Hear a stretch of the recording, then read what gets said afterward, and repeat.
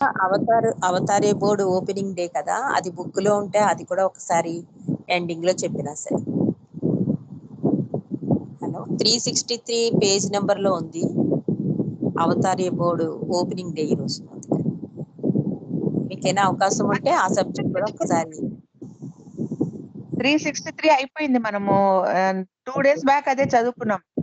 అవునవును. That's why అవునవును. చూపిస్తుంది. అంటే ఇవాళ సబ్జెక్ట్ చెప్పేసాక ఎండింగ్ ఒక్కసారి మళ్ళీ టచ్ చేయండి. ఓకే. ఓకే. ఓకేనా? జై బాబా! జై బాబా! అవతార్ మెహర్ బాబా కీ జై. అందరికీ జై బాబా అండి. మనం గత కొన్ని రోజులుగా త్వమేవ శరణం మా అందరికీ నీవే రక్ష అన్న పుస్తకం చదువుకుంటూ ఉన్నాం. మనం క్రితం రోజుల్లో అవతారుని మౌనం గురించి 7వ అంకం ప్రారంభించుకున్నాం. ఇందులో మీ ప్రేమతో బాబాని మాట్లాడించండి. ఇదేంటో తెలుసుకుందాం. ఒక సందర్భంలో పంచ సద్గురువులలో ఒక్కరైన నారాయణ మహారాజ్ తన భక్తుల కోసం ముంబైకి వచ్చారు. నారిమన్, ఆర్నవాజ్, నర్గీస్, రోడా, బచ్చామాయ్, దాదా చాంజీ తదితర బాబా ప్రేమికులందరూ మహారాజ్ రాక తెలుసుకొని ఆయన దర్శనార్థం వెళ్ళాలని నిశ్చయించుకున్నారు. అలా వెళ్ళిన వారిని మహారాజ్ భక్తులు సాదరంగా ఆహ్వానించారు. మహారాజ్ గదికి తీసుకొని వెళ్లారు. వీరిని చూస్తూనే నారాయణ మహారాజ్ గుజరాతీ భాషలో మీరు ఎక్కడ నుండి వస్తున్నారు, ఎలా ఉన్నారని యోగక్షేమాలు అడిగి తెలుసుకున్నారు. కొద్ది నిమిషాలు అయ్యాక మెహర్ బాబా గురించి నారాయణ మహారాజ్ ఎలా స్పందించారో అనే ఉత్సుకతతో ఆర్నవాజ్ ఇలా అంది. మహారాజ్, మీకు తెలిసే ఉంటుంది, మా మేనమామ చాంజీ మెహర్ బాబా ఆశ్రమంలో ఉంటున్నారని అంది. అందుకు మహారాజ్ క్లుప్తంగా ఓ అలాగా అన్నారు. అవును, ఆయన గత 20 ఏళ్లుగా మెహర్ బాబా ఆశ్రమంలోనే ఉంటున్నారని ఆర్నవాజ్ అన్నది. మెహర్ బాబా ఆశ్రమం ఎక్కడా అని మహారాజ్ ప్రశ్నించాడు. ఆర్నవాజ్ అహ్మద్ నగర్ లో ఉంది అనగానే కొద్ది నిమిషాలు నారాయణ మహారాజ్ ఆలోచనలో ఉండి ఏదో జ్ఞాపకం వచ్చినట్టు ఆయన మాట్లాడడట కదా అన్నారు. నిజమే, ఆయన మౌనంలో ఉన్నారు అని ఆర్నవాజ్ అన్నది. ఎందుకు ఆయన మౌనం ఉన్నట్టు అని మహారాజ్ అంటూ కొన్ని క్షణాలు ఆగి మీరు ఆయన్ని మాట్లాడేలాగా చేయాలి, ఆయన మాట్లాడేందుకు మీరు ఎందుకు కృషి చేయడం లేదు అని ప్రశ్నించారు. ఆర్నవాజ్కి ఏం జవాబివ్వాలో పాలుపోలేదు. మౌనంగా నిల్చుండిపోయింది. ఇంతలో నారాయణ మహారాజ్ ఆయన మాట్లాడేలా మీరందరూ ప్రయత్నించండి, మీ అందరి ప్రేమను కూడగట్టుకొని ఆయన మౌన విరమణ చేసేలాగా గట్టిగా ప్రయత్నించండి అన్నారు. మెహరాజాదులో మౌన హాస్య గుళికలు ఇదేంటో చూద్దాం. 1963లో 38వ మౌన వార్షికోత్సవం జరుపుకుంటున్నారు. బాబా ప్రేమికులు చాలా మంది జూలై 9 అర్ధరాత్రి నుండి మౌనంగా ఉన్నారు. కొందరు ఉపవాసం పాటించారు. ఉదయం 8 నుండి రాత్రి 8 దాకా ఉపవాసం ఉన్నారు. మెహ్రాజాద్‌లో మండలి హాల్‌లో మండలి సభ్యులందరూ బాబా ఎదుట మౌనం పాటించారు. ఎవరైనా ఏదైనా తమ మనస్సులో మాట చెప్పదలిచినప్పుడు చేతి వేళ్ల సౌజ్ఞలతో చెప్పే ప్రయత్నం చేశారు. ఇక్కడే ఈ విషయంలోనే ఒక చిన్న హాస్య గుళిక చోటు చేసుకుంది. ఆ రోజు రాత్రి బాబూజీ యథాప్రకారం నైట్ వాచ్‌మెన్ గా ఉన్నారు. బాబూజీ మౌనంలో ఉన్నారు. బాబా ఏదో ఫలానిది కావాలి అని అడిగినప్పుడు బాబూజీ తన సౌజ్ఞలతో బాబాకు చెప్పబోతే అది అర్థం కాక బాబా చాలా ఇబ్బంది పడ్డారు. బావు తన మనసులోని భావాన్ని స్పష్టంగా చెప్పడానికి తన చేతి వేళ్లతో ముఖ కవళికలతో ఎంత బాగా ప్రయత్నించినా బాబాకు నవ్వు తెప్పించాడు, కానీ సరైన జవాబు ఇవ్వలేకపోయాడు. ఇలాగైతే ఎలా? నీవు కొంతకాలం మౌనంగా ఉండాలని నేను ఆదేశిస్తే నీవేం చేస్తావు అని బాబా ప్రశ్నించారు. బాబా ప్రశ్నకి మౌనంగా జవాబు చెప్పలేక తికమక పడ్డాడు బావు. బావు చేతగానితనం బాబాకు ఎంతో నవ్వు తెప్పించింది. ఇదంతా అయ్యాక చివరాఖరున బాబా ఏమన్నారంటే, "నీ సంజ్ఞలు ఇలాగే కొనసాగితే నాకు పిచ్చి ఎక్కిపోయేలాగా ఉంది" అన్నారు. "మౌనంగా మాట్లాడాలనుకుంటున్నావా? లేక ఆటలాడాలనుకుంటున్నావా?" అని బాబా నవ్వుతూనే గద్దించారు. ఇదిలా ఉంటే రాత్రిళ్ళు బాబా పడుకునే ముందు తన బెడ్‌రూమ్‌లోకి గాలి రాకుండా గదిలోకి కిటికీలను కూడా గట్టిగా మూసివేయమనేవారు.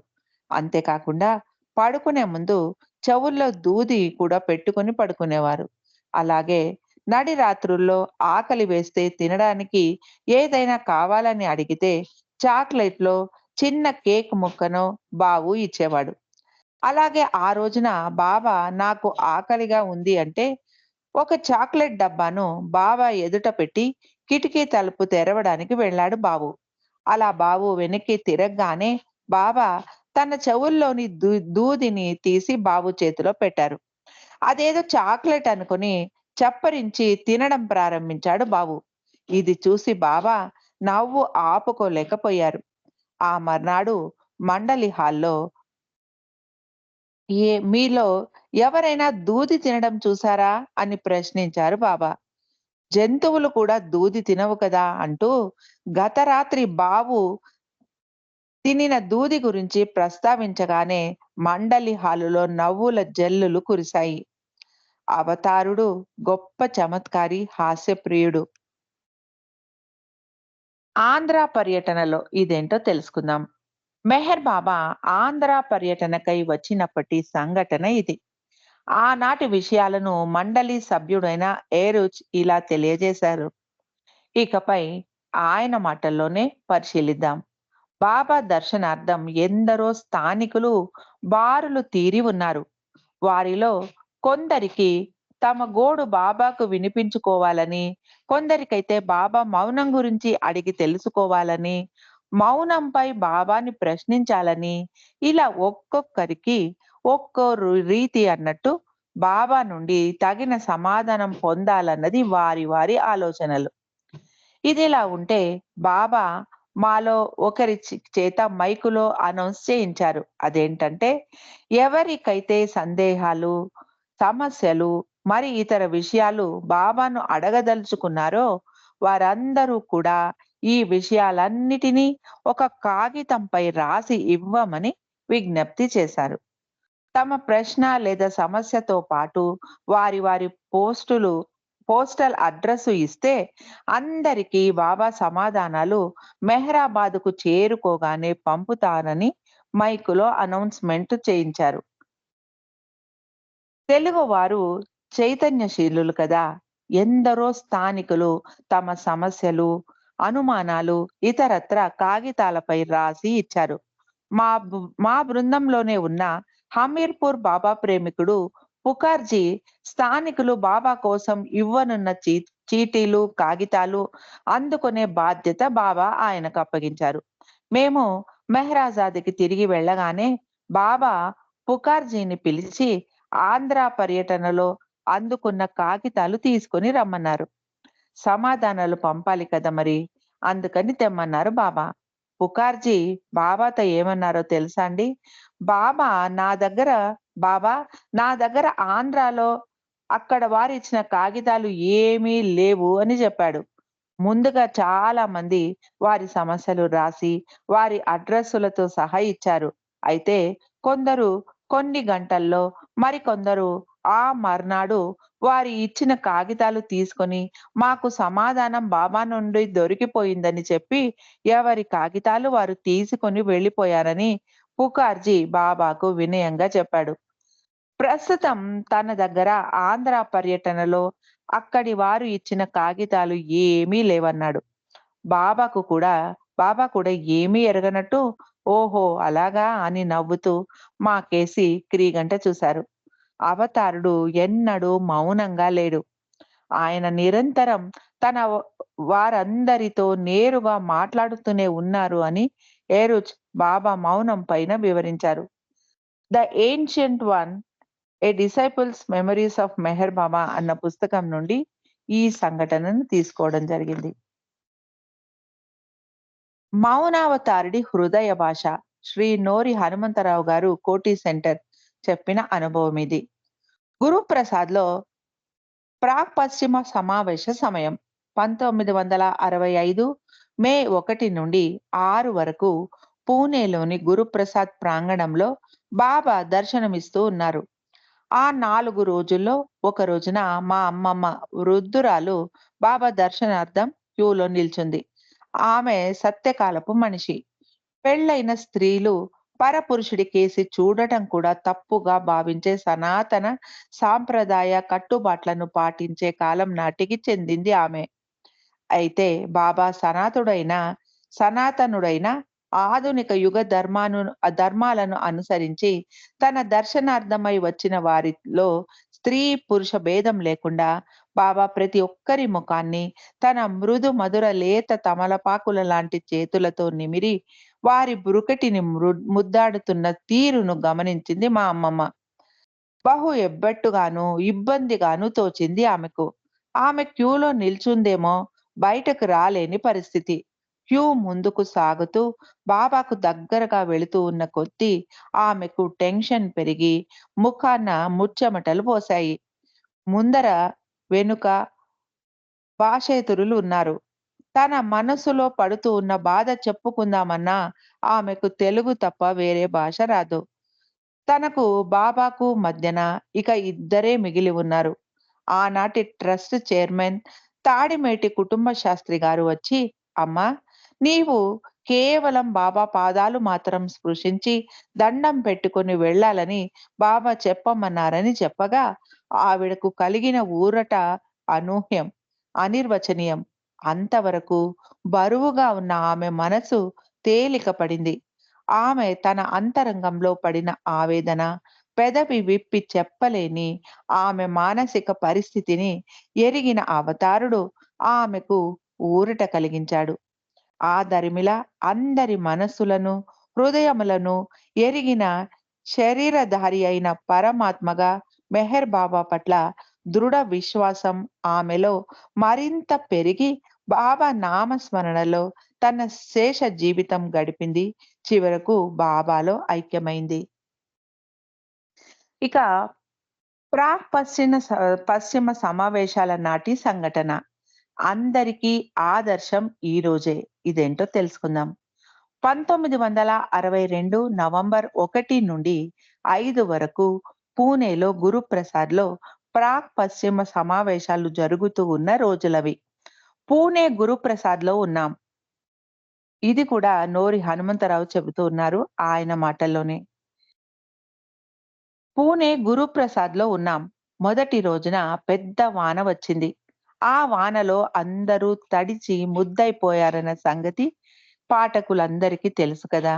ఇదిగో అలా తడిసిపోయిన వారిలో మేము కూడా ఉన్నాం. నేను, నా ముందర నా తమ్ముడు సూర్యనారాయణ క్యూలో నిల్చొని ఉన్నాం. మేము నిల్చొని ఉన్న క్యూ చాలా పొడవున ఉంది. మా ముందు క్యూ ఒక ఫర్లాంగు దూరంలో ఉన్నట్టుగా ఉంది. బాబా కూర్చున్న పెద్ద వేదిక చాలా దూరంగా కనిపిస్తోంది. అది చూసి నా మనసులోని మాటల్ని ఆపుకోలేక మా తమ్ముణ్ణి చెవిలో చాలా నెమ్మదిగా, అంటే ఒక రహస్యం మాట్లాడుతున్నట్టు పక్క వారికి కూడా వినిపించలేనంతగా, ఒరేయ్, మనకు ఈరోజు బాబా దర్శనం లభించకపోవచ్చు అన్నాను. రేపు మళ్ళీ రావాల్సిందేనని నా ఉద్దేశం. ఈ మాటలు చాలా దూరంగా ఉన్న బాబాకు వినిపించే అవకాశమే లేదు. ఎందుకంటే నేను మాట్లాడింది నా పక్కవానికే వినపడి ఉండదు. అయితే ఏమైందనుకున్నారు? వేదికపై కూర్చున్న మెహర్ బాబా నెమ్మదిగా లేచి నిల్చొని, ఎవ్వరూ కంగారు పడవద్దు, అందరికీ నా దర్శనం ఈ రోజే లభిస్తుంది అని ప్రకటించి తన సోఫాలో తిరిగి కూర్చున్నారు. అవతారుడు మౌనావతారుడు, అందరి మనసులు ఎరిగినవాడు. మనస్సులో సంశయం రావడమే ఆలస్యం. బాబా సమాధానమిస్తారు. ఆనాడే కాదు, నేటికి ప్రతి ఒక్కనికి ప్రతి చిన్న విషయంలోనూ ఇది ఎందరికో అనుభవైక్యమే.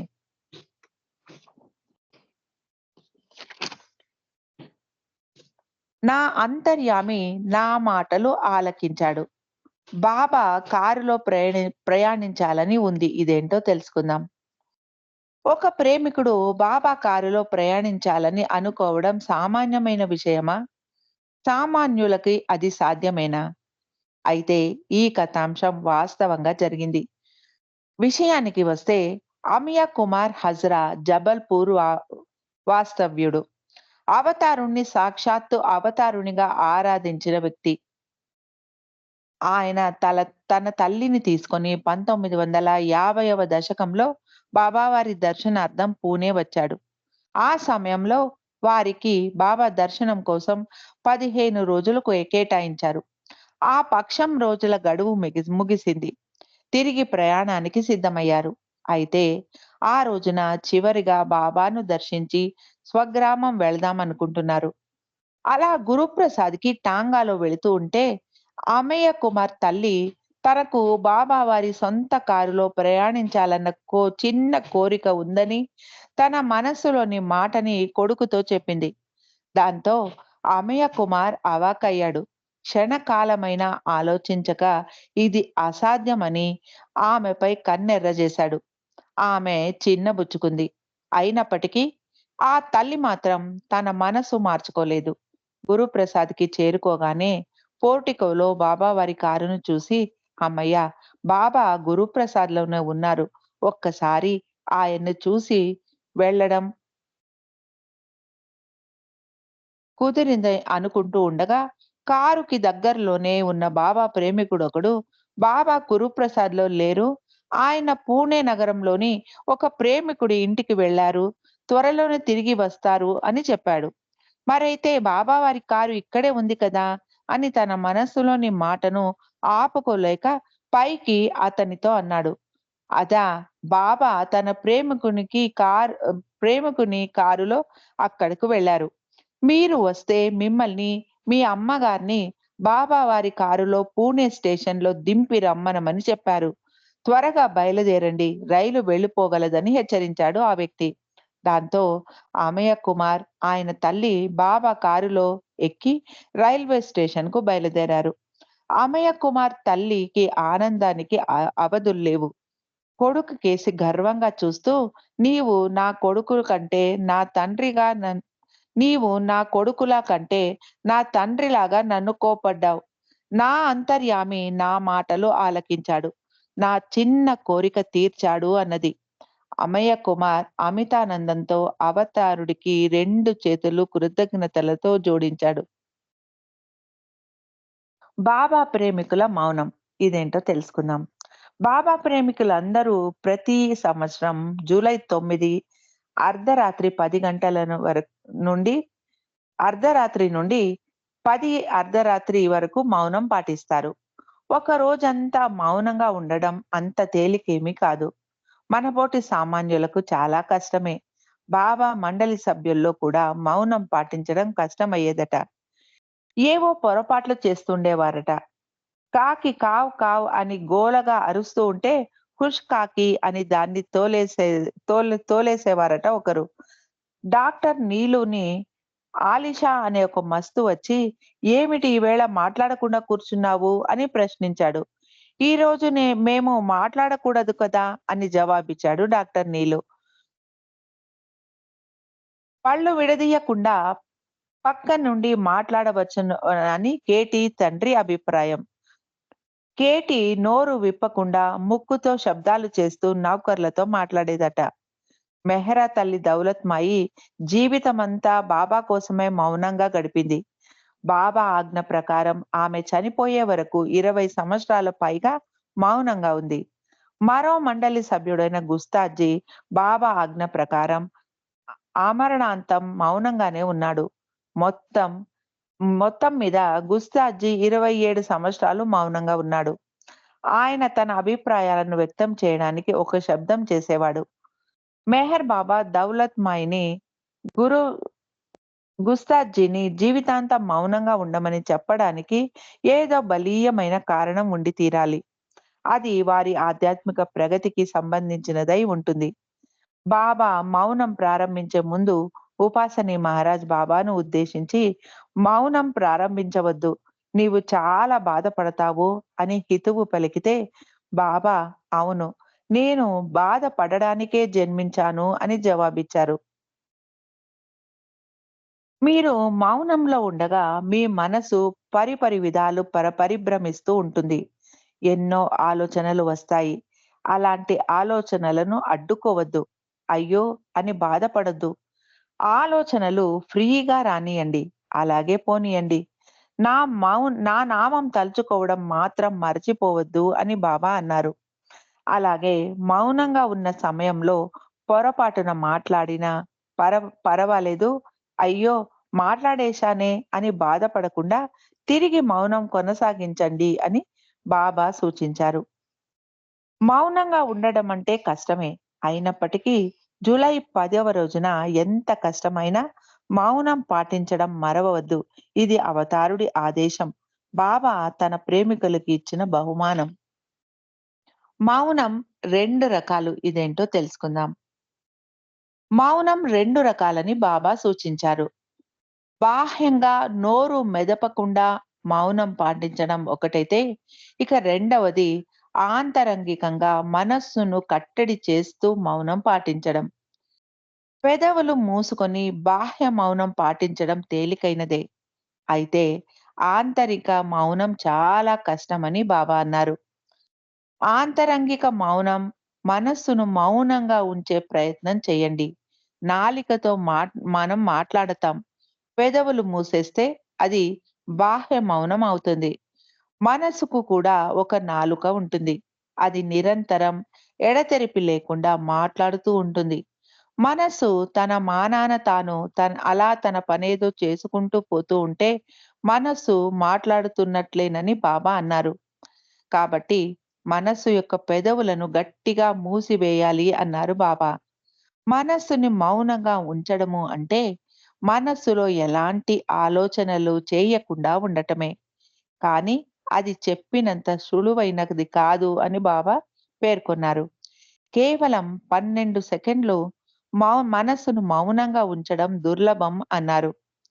ఎవరైనా మనస్సుని 12 సెకండ్లు మౌనంగా ఉంచగలిగితే వారు ఆధ్యాత్మికంగా ఎంతో ఉన్నతిని పొందిన వారుగా అర్థం చేసుకోవచ్చని బాబా అన్నారు. మీలో చాలా మందికి అప్పుడప్పుడు క్షణకాలం స్తంభించినట్లు అవుతూ ఉంటుంది. అయితే అది మనస్సుని నియంత్రించినట్టు కాదు అన్నారు. మనస్సుని ఆలోచింపనీయకుండా చేయడం లేదా మనస్సుని ఏదో ఒక విషయం పైనే కేంద్రీకరించడం, ఆ 2 ఒక్కటే అన్నారు బాబా. మనస్సులో ఎలాంటి ఆలోచనలు రాకుండా నియంత్రించడం కష్టమైతే, ఏదేని ఒక లక్ష్యం వైపు మనస్సుని లగ్నం చేయడం చాలా చక్కని ఔషధం అని బాబా సూచించారు. ఆ లక్ష్యం బాబా సాహిత్యమైతే అది దివ్య ఔషధమే. మెహర్ బాబా యావత్తు మానవాళి కోసం 1958 జూలై 10 గురువారం మౌన వార్షికోత్సవం రోజున మెహ్రాబాద్‌లో ప్రకటించిన యూనివర్సల్ మెసేజ్ విశ్వ సందేశం. 1958 జూలై 10 గురువారం మౌన వార్షికోత్సవం రోజున మెహ్రాబాదులో బాబా ఒక ప్రత్యేక ప్రేమిక సహవాస్‌ను ఏర్పాటు చేశారు. ఆ సహవాస్‌కు ఎంపిక చేసిన సుమారు 200 మంది ప్రేమికుల్ని ప్రత్యేకంగా ఆహ్వానించారు. ఈ అవతార కాలంలో తాను ఇచ్చే కడపటి సందేశం ఆనాడు ప్రకటించనున్నాను అన్నారు బాబా. ఆనాడు బాబా ప్రకటించిన విశ్వ సందేశం ఇంగ్లీషులో ఉంది.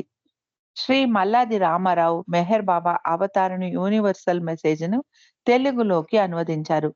విశ్వ సందేశం ప్రకటించడానికి జరిగిన పూర్వాపరాలను రేఖ మాత్రంగా తెలియజేసే ప్రయత్నం చేస్తున్నాం. జూలై 10, 1958 మౌన వార్షికోత్సవం.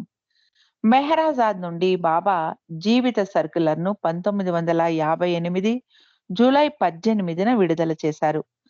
ఆ ఏడాది జూలై 10న నిర్వహించే మౌన వార్షికోత్సవానికి సంబంధించిన నియమావళిని ఆ సర్క్యులర్‌లో పొందుపరిచారు. మెహర్ బాబా ప్రత్యేకంగా ఎంపిక చేసిన సుమారు 200 మంది బాబా ప్రేమికులను జూలై 10 మౌన వార్షికోత్సవానికి మెహరాబాద్‌కు రావాల్సిందిగా బాబా శిష్యుడు మరియు కార్యదర్శి శ్రీ ఆది కె. ఇరానీ జూన్ 20న ఆహ్వానాలను పోస్ట్ చేశారు. వీరిలో 8 మంది మహిళలు కూడా ఉన్నారు. ఈ సహవాస్‌కి మహిళలను అనుమతించడం లేదు. ప్రేమికులందరూ మెహరాబాద్‌కు జూలై 9 నాటికి హాజరవ్వాలని కోరారు. జూలై 10న మెహరాబాద్‌లో తన విశ్వ సందేశం ప్రకటించనున్నానని పేర్కొన్నారు. 1958 జూలై 10న జరుపుకునే మౌన వార్షికోత్సవం రోజున బాబా ప్రేమికులెవ్వరూ మౌనం పాటించవద్దని జీవిత సర్క్యులర్‌లో బాబా ఆదేశించారు. మౌనం రోజున ఉపవాసం కూడా ఉండరాదు అన్నారు. అయితే అందుకు ప్రతిగా బాబా ఈ కింద కార్యక్రమాన్ని నిర్వహించమని ఆదేశించారు. అదేమిటంటే 1958 జూలై 9 నాడు అర్ధరాత్రి సరిగ్గా 12 గంటలకు ఈ కింది పదాలను ఇంగ్లీషులో గాని లేదా ఆయా ప్రాంతీయ భాషల్లో గాని బిగ్గరగా 7 సార్లు పఠించమన్నారు. Beloved Baba thy will thy will has come to pass. ప్రియతమ దైవమా, నీ ఇచ్చ నెరవేరుతుంది. 1958 జూలై 9 బుధవారం నాటికి ఆహ్వానిత బాబా ప్రేమికులలో 150 మంది మెహరాబాదుకు చేరుకున్నారు. ఈ ప్రత్యేక సమావేశంలో బరోడా మహారాణి శాంతాదేవి, కురుద్వాడి మహారాజు మరియు మహారాణిలు, బోర్ మహారాజు తదితరులు మెహరాబాద్‌కు విచ్చేశారు. తెలుగు వారిలో శ్రీ కోడూరి కృష్ణారావు, శ్రీ టి. కుటుంబ శాస్త్రి, డాక్టర్ తోట గణపతిరావు నాయుడు తదితరులు హాజరయ్యారు. ఈ సమయంలోనే ఆంధ్రాలో మెహర్ స్థాన్ నిర్మాణం చేపట్టడానికి శ్రీ కోడూరిని బాబా అనుమతించారు. ఆధ్యాత్మిక చింతన పరులందరికీ మెహర్ స్థాన్ విశ్వ మందిరంగా బాసిల్లాలి అన్నారు.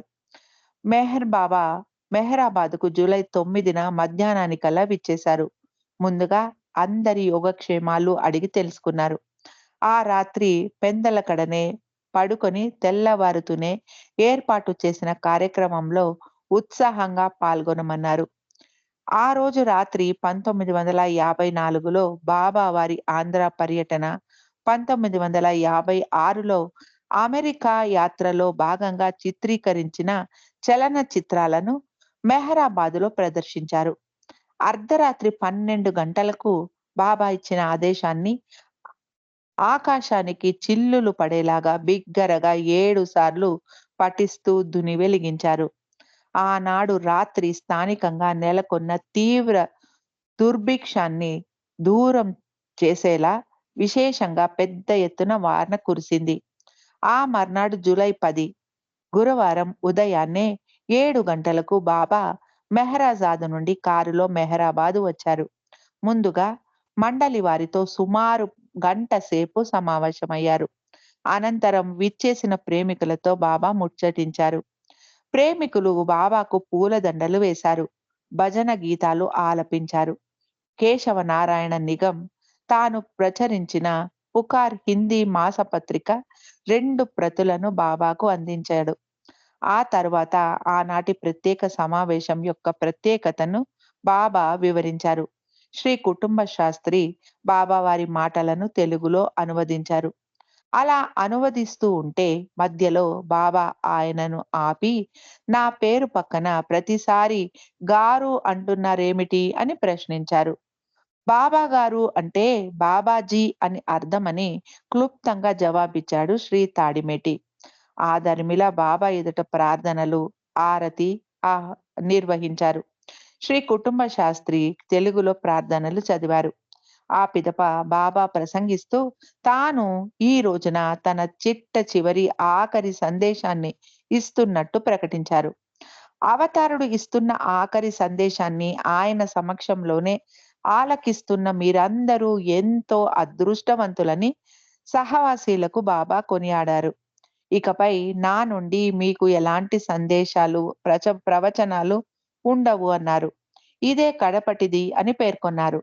ఇక్కడ నా ఈ ఆఖరి సందేశాన్ని విన్న మీరందరూ తిరిగి మీ ప్రాంతాలకు వెళ్ళి ఇక్కడ జరిగిన ప్రతి విషయాన్ని అక్కడ ఉన్న వారికి తెలియజెప్పండి అన్నారు.